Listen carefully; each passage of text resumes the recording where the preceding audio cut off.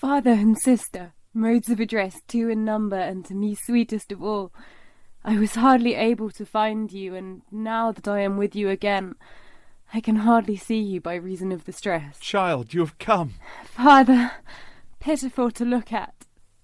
Child, you have made your appearance. Not without trouble to me. Get close to me, my child. I am touching you both at the same time. Offspring coming of the same stock of blood. Nurture most miserable. Do you mean hers and mine? And I, the third, having an unhappy fate. Child, why have you come? Through concern about you, father. Was it your loving which moved you? Yes, and desiring to be myself messenger of certain matters, having by my side the one servant who has remained faithful. And the youths, your own brothers, what is their endeavour? They are what they are.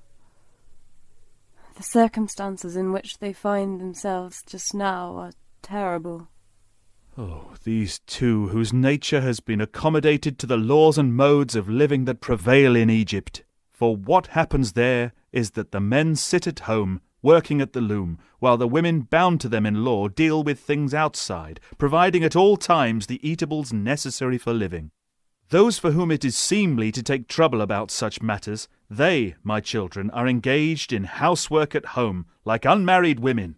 Yet as regards yourselves, you, in the place of these, for the sake of alleviating my hardships which have come upon me, wretched man that I am, are labouring to the utmost, the one ever since nurture meant for children came to an end, and since her body grew stronger, roaming about with me, the one struck by fate, taking care of the old man, and often she has to go to the wild forest, roaming about, not having taken any food, and with her feet bare, being drenched many a time by rain, and being wearied by the heat of the sun, while taking the view that what pertains to life at home took second place, and that father having his food was what mattered. And you, my child, in former times went forth secretly, without the sons of Cadmus having any knowledge, bringing news to the father of every oracle which had been promulgated concerning this body here. And you appointed yourself my faithful guardian, when I had been driven out of the land. Yet as regards the present, Ismene, what story is it you have to bring to the father? What reason made you rise up and leave home to undertake this journey? I know well enough that you have not come here without a purpose, that it must be to bring me warning of some danger to be alarmed at. As to the sufferings I have endured, to find out about the place where you were living and your way of life, I shall refrain from referring to this matter. I have no mind that I should exert myself about this and endure pain, bringing up the matter by telling you about it. If I have come this time, it has been to acquaint you with the evils that have befallen your ill-fated sons. Formerly it was their desire, and that of Creon as well, that the throne should be untouched, and that there should be no stain upon the city. What they were considering in their minds was the ruin of the ancient dynasty, and what matters there were which held in your thrall your wretched house. Yet what happened now is that, having its source in some of the gods and their guilt-ridden minds, a conflict, wrongful indeed, has taken possession of these men, wretched 3 times over. The point at issue being that they were to lay hold of dominion and of tyrannous power. And the younger one, the one lesser in age, deprived Polynices, the one born before him, of the throne, driving him out of the country of his fathers, and he, as rumour has it in our midst, spreading ever wider, betook himself as fugitive to Argos, providing himself with new kindred and with friends as well to be his comrades in battle, the plan being that Argos should either in no time at all bring down in an honourable manner the stretch of land owned by the sons of Cadmus, or else that it should rise up as high as heaven. These are not words empty of meaning, father, no. They are deeds of terror. In what way the gods will show pity in these troubles, this is a matter concerning which I have been unable to learn anything. Was it then that you cherished the hope that the gods had marked out an hour for me, and that at one time I should find myself saved? Yes, I had such a hope, father, by reason of the prophecies now given out. What is the nature of these? What is it that has been foretold, my child? That at one time you shall be sought after by the people over there, whether you be alive or dead, and that with a view that they should find themselves in a state of well-being. Who could fare well through the action of a man such as I am? What they assert is that their power rests upon you. Is it when I no longer am? Is it to be then that I am to be a man? That is because the gods are now raising you up, while formerly they brought ruin upon you. It is a thing against all sense raising up an old man who was brought to naught when he was young. And yet, let me tell you that Creon, in the interest of all these matters, will come here, and that shortly not a time far distant. To do what, daughter? Act as interpreter for me in this matter. That they may settle you close to the country belonging to Cadmus's descendants, their aim being that they should have power over you, while yet you do not set foot within their territory. And what profit can I bring them, resting outside their gates? It is your grave that brings bad fortune upon these men, being a burden to them. Thus a man may gather without the help of God, simply by way of his understanding. It is because of what I have said that their wish is to have you close to their country, so that you may have no power over yourself. Do they propose, too, to cover me with Theban dust? The fact, father, that the blood shed should be that of a kindred man forbids that this should be done by you. Well, then, there shall never be a time that they shall have power over me. What that means, then, is that these things will be a burden to the sons of Cadmus. What circumstances will have to appear, child, for this to take place? It will be by reason of your anger when they take up their stand at your grave. As regards the words addressed to me, who have you listened to, child, to speak as you do? Men sent envoys on their return from the sacred hearth at Delphi. And is this what Phoebus has actually said concerning us? It was said by those who had gone on making their return to the Theban territory. Is there one of my sons who has heard these things? Both have alike heard it, and they have full knowledge of it. And so it is that these worst of men preferred acting as kings to any desire they might have for my presence. I grieve on hearing this, but none the less I have to bear it. Well then, may the gods do nothing to extinguish this preordained conflict between them. And let it be myself with whom there rests the final outcome for them as regards this struggle to which they now hold on raising aloft the spear. May he who is now in possession of the sceptre and the throne fail to hold on, while he who has gone away, may he never any more come back. It is they who, when I, as their father, was pushed out of his native country, did nothing to hold me back, or to act in my defence. No, as a man without a home, I was sent away for all they cared, and was declared to be an exile. You might say that it was because it was my own desire that I was granted this by the city, as a privilege suitably bestowed. Far from the truth, seeing that at the time immediately following upon the event, when my mind was seething and the sweetest thing for me was that I should suffer death, stones being hurled against me, that at that time not one man appeared to aid me in the satisfaction of my desire.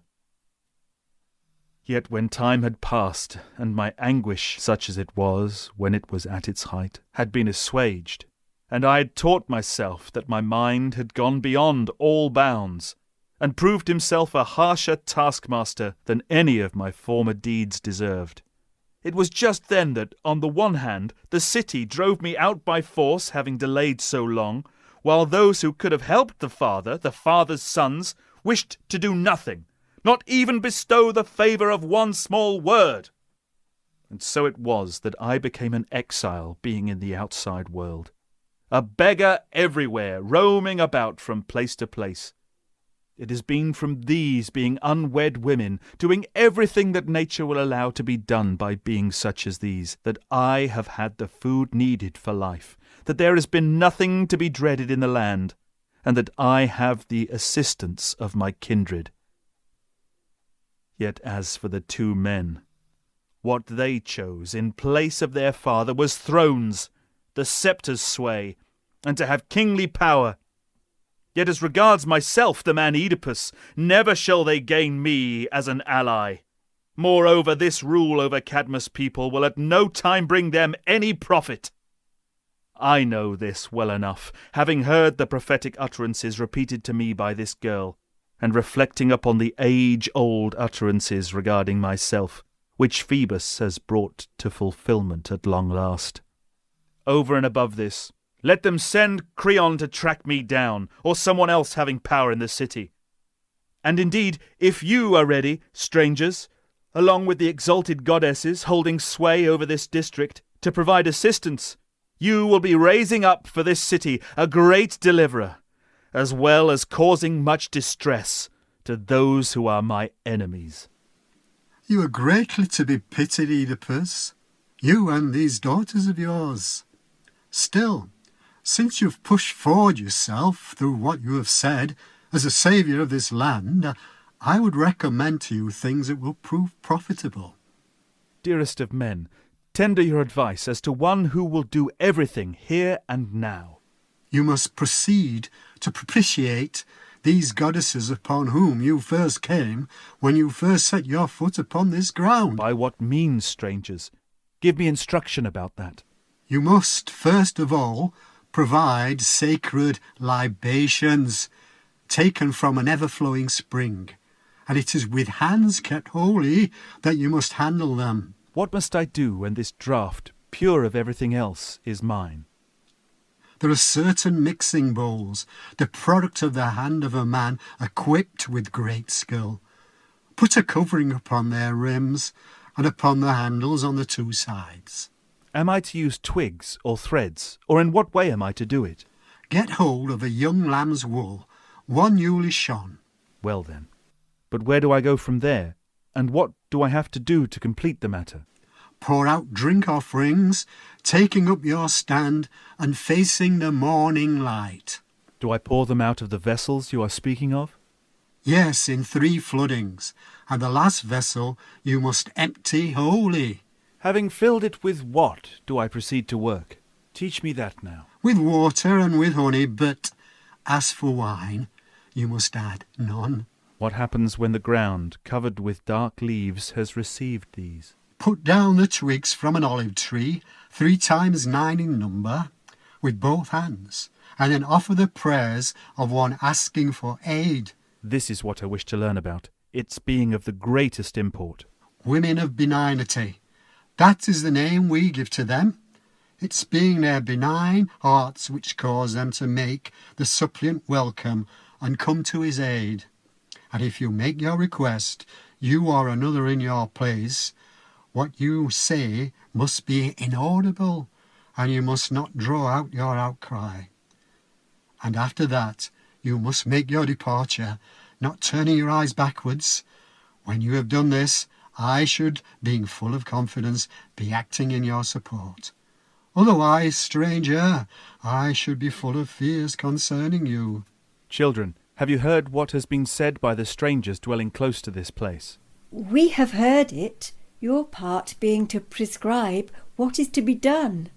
It is not feasible that it should be I, lacking power and being unable to see, a double dose of evil. Let it be one of you who goes and undertakes this. I am convinced that in the place of 10,000 souls, one is sufficient to make atonement for what has happened, as long as it is a soul of goodwill that presents itself. Let the thing be done in haste, yet do not leave me all alone. My body would never have the strength to go about deserted, and having no one at all to act as guide. It will be I who shall be going. Yet there is one thing I stand in need of, to discover what I must do to find the place, and that is what I must learn. It is on the further side of the grove, woman who is a stranger in these parts. And should there be anything you are in want of, there will be someone settled near the place who will tell you. Let me proceed upon my task, Antigone, and as for yourself, stay here and keep guard over our father. And indeed, as regards those who gave us our lives, even though trouble be taken, it is a trouble which should not be held in remembrance.